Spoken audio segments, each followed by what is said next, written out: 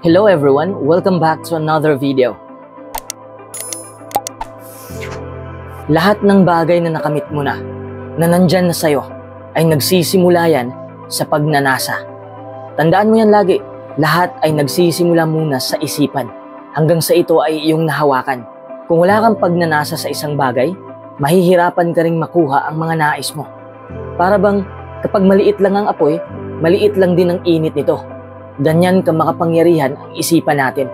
Kung wala kang pagnanasa sa isang bagay, hindi ka rin itutulak nito para kumilos. Ang puwersang nasa loob mo ay mailalabas mo lang kung gugustuhin mo. That's why the start of anything great is the moment you decide you have to have it. Nagsisimula yan sa pagpapasya mo. Sa oras na magpasya kang kamti ng isang bagay, siguradong makukuha mo yon. That's the start of something great. Gawin mo lahat ng mga kaya mo upang mailabas mo ang init ng puwersa sa loob mo, upang mailabas mo pa ang init ng iyong pagnanasa. Ang lahat ng to ay para sa pangarap mo. Ang pagtitiis, pagtsatsaga, at ang iyong pawis ay isang kombinasyong hindi magagapi. Yan ang kombinasyon na kinakailangan mo para sa tagumpay. Ang tagumpay ay laging posible para sa taong hindi tumatanggi sa pakikipaglaban. Hanggat hindi ka susuko, hindi pa tapos ang laban mo.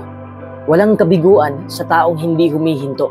Kung natalo ka man, kung nadapa ka man, bumabagal lang ang pagkamit ng pangarap mo. Pero hindi yan maglalaho kung hindi ka lang susuko. Kung hindi man natupad kaagad ang pinangarap mo, magpatuloy ka lang. Tiisin mo lang ang bawat araw na nagdaan na hindi pa natupad ang lahat. Magpatuloy ka lang sa paggawa ng mga ito. Basta't itanim mo lang sa isip mo na wag kang susuko. Manatili ka lang sa paggawa ng mga positibong bagay hanggang sa mapapasayo ang ninanais mo. Nang dahil sa mga struggles mo, nabuo rin ang iyong lakas at mas lalo kang lalago. Kaya't ipatuloy mo lang ang iyong pagsisikap.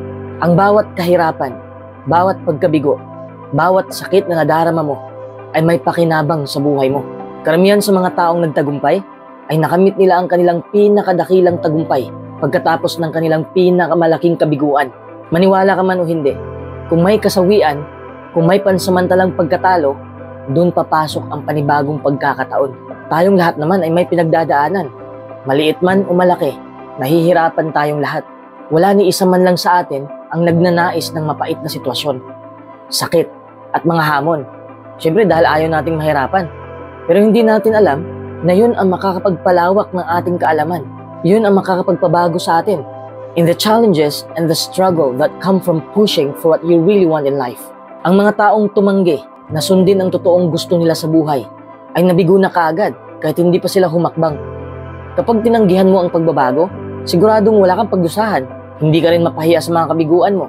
Pero isa lang ang mararanasan mo. Isa lang, pero mas grabe pa. Yun ay ang pagsisisi. Pagsisisi na sana'y ginawa mo ang bagay na gusto mo noon pa. Kung i-push mo lang ngayong sarili tungo sa pagbabago, tungo sa kaunlaran, mararanasan mo talaga ang kabiguan. Mararanasan mo ang kalungkutan, kapighatian, minsan kahihiyan, o kahit anong pang negatibong emosyon. Pero kung magpapatuloy ka pa rin, kahit na nahihirapan ka na, kung tatagan mo lang ang loob mo, hindi lang tagumpay ang makakamit mo. Makakamit mo rin ang pinakamahalagang bagay sa mundo. Yun ang panibago mong karakter. Your new character only comes from growth. Growth only comes from pushing yourself. Hindi mo yan mabibili kahit saan. You have to earn it. Sabihin mo nga sa akin kung paano mo ginugol ang bakante mong oras. Kung paano mo ginamit ang pera mo. Upang masabi ko rin sa'yo kung anong buhay ang darating sa'yo. Hindi ako manghuhula, pero mababasa ko ang kinabukasan mo sa pamamagitan lamang ng mga habits mo. Kung negatibo ang habits mo, negatibo rin ang resulta niyan. Kung positibo naman, alam mo na kung ano ang bunga. If your habits designed to move you toward the life you want, you will move toward the life you want. Dapat bukas ang iyong isipan kung paano mo ginugol ang iyong oras at kung paano mo ginamit ang iyong pera dahil hindi yan ang sukatan ng iyong ugali. Create a plan of daily action that will lead to strong habits. Habits that will move you closer to your goals. Gusto ko lang malaman mo to. Ngayon na mismo, ang layunin mo ay isang pangarap na may deadline. May layunin ka naman, di ba? Pero ang tanong, kailan mo gustong matupad yan?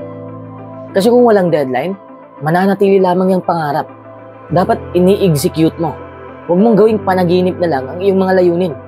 Dapat ina-aksyonan mo. Tapos may deadline kang hinahabol. Upang makita mo naman kung may inaaksyonan ka ba talaga. Dreams can only come true if you get serious about them. And the first step to getting serious about your goals is to set a deadline for when you must achieve it. Huwag kang matakot sa deadline. Kahit mahirap na layunin man yan. Pero dapat realistic din ang layunin mo. Hindi yung layunin na makakapag-isip ka ng imposible. Dapat maiisip mo ang layunin mo na posible itong mangyari. Ito lang ang masasabi ko sa'yo. Sa ngayon, hindi mo pa makakamit ang pangarap mo. Bakit? Kasi kailangan mo pang baguhin ang iyong pagkatao. Kailangan mo pang itulak pa itaas ang sarili mo. Isa yung positibong paraan upang matiyak na makakamit mo talaga ang hinahangad mo. Yan dapat ang layunin mo. Baguhin mo muna ang sarili mo. Kung matatalo ka man sa tindi ng mga pagsubok, tanggapin mo lang na sinyalis yon na hindi pa maayos ang pagkahulma ng mga plano mo. Magplano ka ulit at gawin mo ulit. Kung bigo na naman, baguhin mo ng strategy mo. Lahat naman tayo ay mabibigo. Pero konti lang ang hindi sumuko.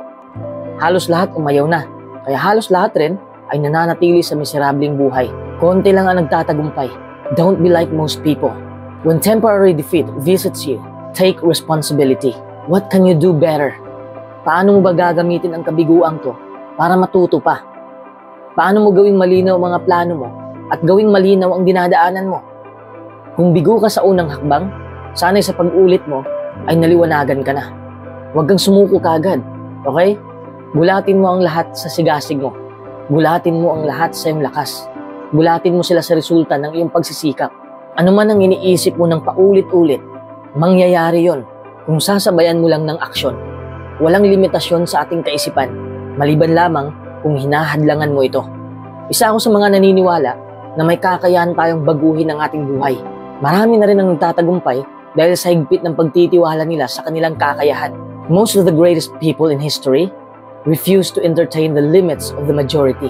Kung iniisip nila na hindi nila kaya yon, hindi sila matagumpay ngayon at hindi natin sila kilala ngayon.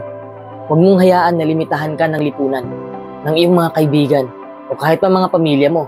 Minsan kasi pamilya at kamag-anak ang hadlang sa ating pangarap. Huwag nating hayaan na lulubog tayo dahil sa kanila. Kung hindi ka naniniwala sa kakayahan mo, hindi mo talaga magagawang baguhin ang takbo ng iyong buhay. Kung walang naniniwala sa'yo, sapat na magtiwala sa sarili mo.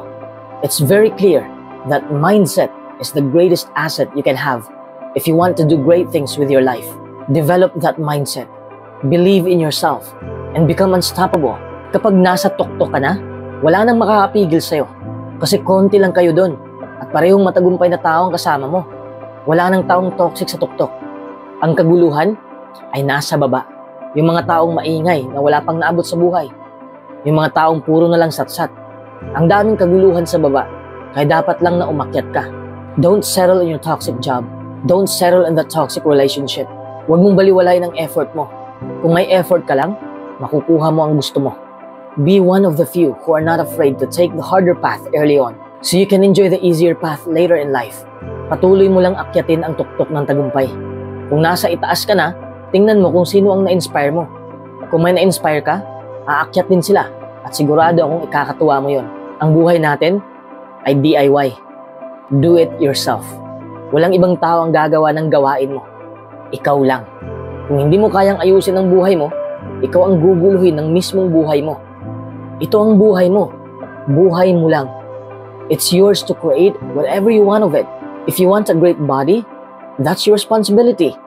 If you want a great mindset, that's your responsibility. Kontrolado man ng gobyerno ang taxes natin, pero hindi nila kayang kontrolin ang isipan natin. Kasi ikaw lang may kakayahang kontrolin yun. No one can conquer you but yourself. Take care of your mind. There's nothing more important. Nurture it with positive thoughts, with teachings that help you to grow, with anything and everything that makes you feel better and make you stronger as a human being. Wala nang mas mahalaga pa dyan. Kung gusto mo talagang magtagumpay, palawakin mo muna ang iyong kaalaman. Sumama ka sa mga taong kasi-minded mo upang maimpluwensyahan ka rin nila kung paano mamuhay ng tama. Ang karunungan ay nagsisimula sa'yo at matututo ka palalo dahil sa mga struggles mo, sa effort mo, at sa pinag-iisip mo. Hindi uunlad ang buhay mo kung palagi kang umaasta na alam mo na ang lahat ng bagay. Kasi sa totoo lang, konti lang ang alam mo sa mundo. Be humble enough to know you don't know everything. Be curious enough to seek new knowledge everywhere you go. In books, in teachings, and in everyone you speak with. May palagi kang matutunan sa sarili mo at sa ibang tao. Surround yourself with mostly people that will either enhance your future or make you feel good in the present. Ikaw ang amo sa sarili mo. You can influence, you can direct, and you can control your own environment. You can make your life what you want it to be. Sabi ni Napoleon Hill, if you cannot do great things, do small things in a great way. Huwag kang maghintay. Walang tamang pagkakataon. Ikaw ang hahanap ng tamang pagkakataon. Start where you stand and work whatever tools you may have at your command. And better tools will be found as you go along. Alam ko magtatagumpay ka. Dapat alam mo rin yon. Believe in yourself and believe in God.